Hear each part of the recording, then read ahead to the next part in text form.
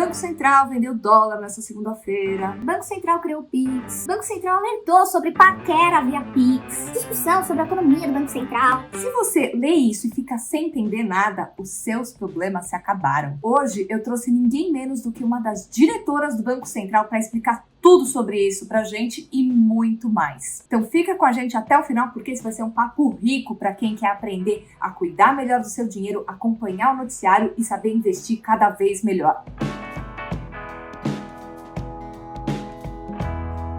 A minha convidada hoje é a Fernanda Necchio, que é diretora de Relações Internacionais e Gestão de Riscos Corporativos do Banco Central. Fernanda é economista com doutorado em Princeton, tá? E para nossa sorte, ela é ótima em descomplicar o economês dos jornais. Fernanda, muito obrigada por você estar aqui com a gente hoje. É uma honra ter você aqui no Finanças Femininas. Obrigada pelo convite. É uma ótima oportunidade para mim estar aqui com vocês e discutir e descomplicar a economia. Fernanda, essas perguntas todas que eu vou te trazer, a gente recebeu ela da nossa audiência, das nossas seguidoras no Instagram, e eu vou dizer aqui ipsis literis o que a gente recebeu, tá? Em primeiro lugar, para que serve o Banco Central? Bom, o Banco Central tem um mandato, o Banco Central do Brasil, no caso, tem um mandato de perseguir a meta de inflação. Então, nós estamos aqui para garantir a estabilidade do sistema financeiro e a estabilidade de preços no Brasil. A gente tem, no Brasil, um histórico de inflação bastante importante, um histórico hiperinflacionário bastante importante, então eu diria que nós somos os guardiões de uma das variáveis mais fundamentais para a nossa economia. Vou te perguntar também sobre o Pix. Tem muita dúvida ainda se ele é seguro, porque teve histórias de fraudes. Dá para confiar no Pix? Dá para confiar no Pix. O Pix é um avanço incrível no nosso sistema de pagamentos. Ele é tão seguro quanto fazer um TED ou um DOC. Na hora que você transfere de uma pessoa para outra, ou de uma pessoa para algum pagamento para alguma instituição, você tem a oportunidade de confirmar se você está transferindo para a pessoa certa, e a grande graça do Pix é que essa transferência é instantânea. Então, antes, quando a gente fazia TED, DOC, demorava alguns dias para compensar. Com o Pix, acontece na hora, você recebe uma mensagem de confirmação. Então, é um sistema super seguro, tão seguro quanto os outros sistemas de transferência de meios de pagamentos que a gente tem. Então, assim, eu uso muito o Pix desde a abertura e recomendo para todos. Com certeza. Além de ser instantâneo, você tem a vantagem de ser gratuito para a pessoa física, né? Então, quem vai receber um pagamento, quem vai fazer um pagamento Exato. No dia a dia, tem também a vantagem de não ter que mais gastar com as tarifas do banco, né? Isso, é super eficiente e barato, né? É gratuito. Então, acho que o uso do Pix, para todo mundo acho que todo mundo que experimentou já gostou desde a primeira vez. O uso do Pix tem crescido muito e mostra como o sistema ele é bom, eficiente, rápido. Agora vamos falar de política monetária. Por que o Banco Central sobe e desce a Selic? Como é que é esse mecanismo da alta e baixa da Selic, com esse papel que você falou de serem os guardiões da inflação, contra a inflação, né? Tá, então eu vou tentar simplificar o máximo possível a explicação aqui de como que funciona a transmissão da política monetária. Então, o Banco Central do Brasil, assim como outros bancos centrais do mundo, tem como meta um nível de inflação, né? A gente tem a meta de inflação estabelecida pelo governo e que nos é dada para perseguir. E o principal instrumento para nos permitir atingir essa meta de inflação é a taxa de juros. Então, como é que acontece, né? A gente aumenta ou diminui a taxa de juros, faz ajustes na taxa de juros para que a economia evolua de tal forma que gere o nível de inflação que a gente está perseguindo como meta.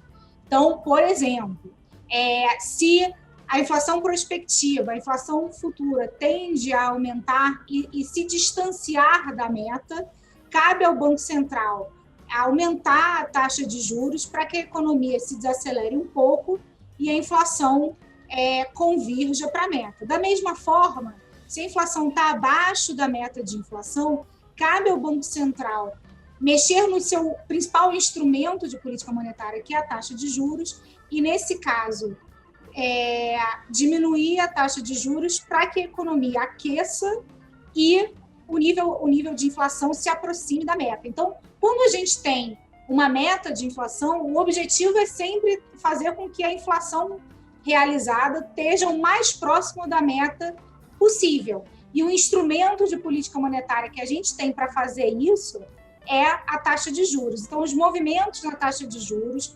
afetam a atividade econômica e isso gera um impacto na inflação. E aí o nosso objetivo é sempre fazer com que esses movimentos nos juros seja tal que gere a inflação mais perto da meta possível. Explica, eu acho que é legal a gente entrar um pouco nesse assunto. Explica por que é importante a inflação estar sempre perto da meta, por que uma inflação mais baixa possível, por exemplo, não é interessante para o país. Bom, primeiro que o mandato do Banco Central nos foi dado, a gente não escolhe o mandato, então manter algum nível de inflação que não seja alto, acho que é importante para a engrenagem da economia, né? Então, vamos pegar um exemplo extremo, assim, a gente, por exemplo, viu o Japão passando por um período bastante longo de deflação, né? Em que os preços diminuíam. Então, assim, você pode pensar inicialmente que isso é legal, né? Assim, os preços são cada vez menores, então isso é bom para mim que vou consumir os bens. Mas para o setor produtivo isso é bem ruim, porque não tem incentivo de novos entrantes na produção, né? Por que alguém vai começar a produzir um bem se o preço dele não para de cair? Então, assim, você ter algum nível de inflação é beneficial, porque ele atende tanto ao setor, ao grupo que consome, quanto ao grupo que produz. Agora, isso tudo tem um limite. Você partir para um nível de inflação que é muito alto é ruim para todos, né? Para quem consome é obviamente ruim, porque você vai no mercado e os preços cada vez estão maiores, então é difícil de você consumir num ambiente desse. E para quem produz também é ruim, porque o preço está aumentando, mas o preço dos fatores de produção também estão aumentando, né? Quando o produtor vai começar a produção de algum bem, se a inflação está muito alta, isso quer dizer que o preço de tudo que ele usa para produzir também está tendo ao longo do tempo.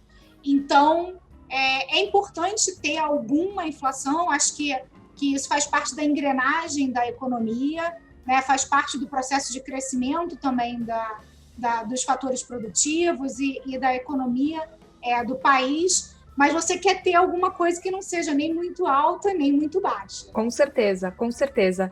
E aproveitando agora o momento, a gente está vendo a inflação acelerar, e então o que todo mundo quer saber são os spoilers, o que o Banco Central, o que o Copom, o Comitê de Política Monetária, vai fazer nas próximas reuniões, quando é que a taxa Selic vai começar a subir? Bom, esse é o tipo de pergunta que eu não posso responder. Eu sabia, mas eu tinha que fazer. Eu posso falar um pouquinho sobre o que está por trás dessa dinâmica de inflação que a gente viu recentemente. A gente está ainda, né, passando por uma das maiores crises da nossa história recente. É uma crise global. A pandemia afetou todos os países e trouxe efeitos bastante distintos na economia. Tem muita coisa que aconteceu no processo que é novidade para todos nós, né? Então, assim, acho que inicialmente a gente viu um processo de disrupção nas cadeias produtivas, né? Então, assim, a parada da mobilidade e da produção de diversos lugares geram alguns gargalos na produção, né? Então, assim, se a gente pode pensar que toda a indústria de parafusos parou e precisa de parafuso para construir e montar diversos outros objetos. Na hora que você não tem mais parafuso, por mais que a sua outra empresa não tenha parado, você está preso no gargalo da parada de produção dos parafusos. Além disso, nós tivemos um processo de mudança nos padrões de consumo. Então, a gente antes saía para ir no cinema. Com a falta de mobilidade, essa não é mais uma opção. Então, a gente parou de consumir alguns tipos de serviços e produtos e passou a consumir bem mais de outros. A gente viu um crescimento no aumento, por exemplo, de alimentação em casa. Né? A partir do momento que você não vai mais no restaurante, você começa a fazer todas as suas refeições dentro de casa. Então, acho que tem esse fator também. E esses dois componentes, na verdade, aconteceram não só no Brasil, como no mundo. No mundo todo. E o reflexo disso aparece nos bens, no preço dos bens. Então, a gente viu que o preço de artigos que são comercializáveis, por exemplo, foi bastante alterado. A gente viu um aumento bastante grande no preço dos alimentos, que foi exatamente para onde se transferiu a cesta de consumo, né? Saiu de serviços e foi para a cesta de alimentos. Então, esse movimento que a gente viu de aumento de preços nos alimentos aconteceu não só no Brasil, como no resto do mundo. Aí tem outros fatores também que entram nesse processo inflacionário, nessa dinâmica de inflação que a gente viu nos últimos meses. Essa crise, a resposta a essa crise teve um teor de pacotes fiscais e de transferência de renda bastante grande. Isso foi feito por basicamente todos os países no mundo, numa tentativa, na verdade, de permitir com que as famílias sobrevivessem a esse período de parada da economia, né? de queda na mobilidade. Então, isso serviu como ponte para a gente sair entre o mundo que a gente vivia antes da pandemia e o mundo que a gente vive pós-pandemia. Essa transferência de renda aumenta o poder aquisitivo e aumenta os gastos também com os bens que são possíveis de se gastar. No caso, mais uma vez, a gente vai no foco em alimentos. Então, assim, teve um aumento da demanda por alimentos e um aumento da renda disponível para diversos grupos de pessoas, tanto no Brasil quanto no resto do mundo. Então, isso também alimentou esse processo de aumento de preços dos alimentos. Então, assim, a gente viu esse processo mais inflacionário recentemente. Muito disso está ligado à dinâmica que veio com a chegada da pandemia, e a pandemia é temporária, né? O processo que a gente está vivendo de crise de saúde e crise ocasionada pela chegada da pandemia é temporária. Então, a gente vê essa dinâmica nos preços como temporária, mas a gente ressaltou bastante também na nossa comunicação recente de que esse movimento tem sido mais persistente do que a gente esperava inicialmente.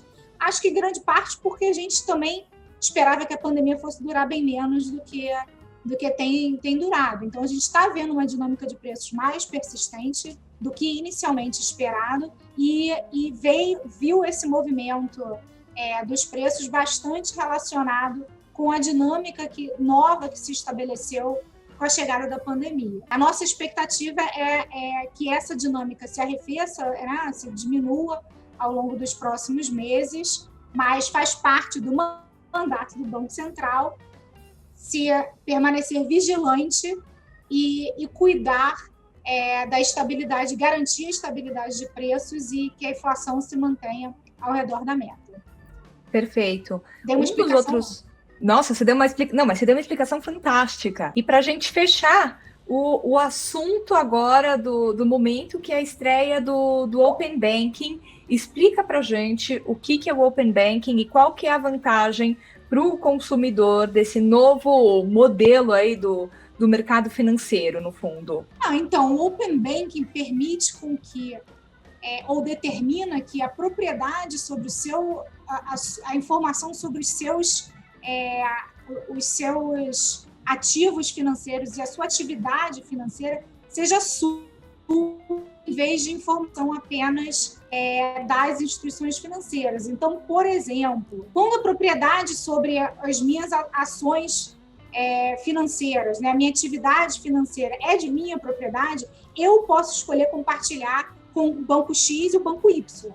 Isso permite que a precificação do meu risco seja melhor feita. Então, por exemplo, digamos que eu queira pedir um empréstimo no banco Y. Eu posso compartilhar com esse banco toda a minha relação que eu sempre tive com o banco X.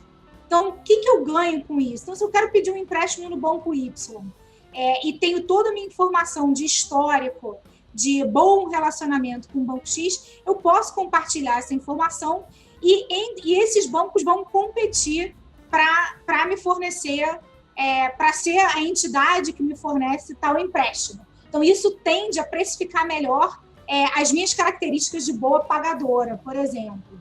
Então, na hora que a propriedade sobre esse conjunto de informações sobre as minhas características de atuação financeira passa para mim, eu posso escolher compartilhar com diversas instituições. Essa decisão vai ser do próprio consumidor. E isso tende a melhorar a precificação dos ativos financeiros e até a inserção das pessoas no mercado financeiro, né? Então, assim, dos pilares da nossa agenda institucional aqui do Banco Central é permitir com que as pessoas sejam incluídas no sistema financeiro. E essa melhor precificação de ativos permite com que essa inclusão seja feita. Aumenta a competição também dentro do sistema financeiro e isso melhora a precificação dos ativos. Deixa eu traduzir. Melhor precificação dos ativos são juros mais baixos para o consumidor? Condições mais favoráveis para o consumidor.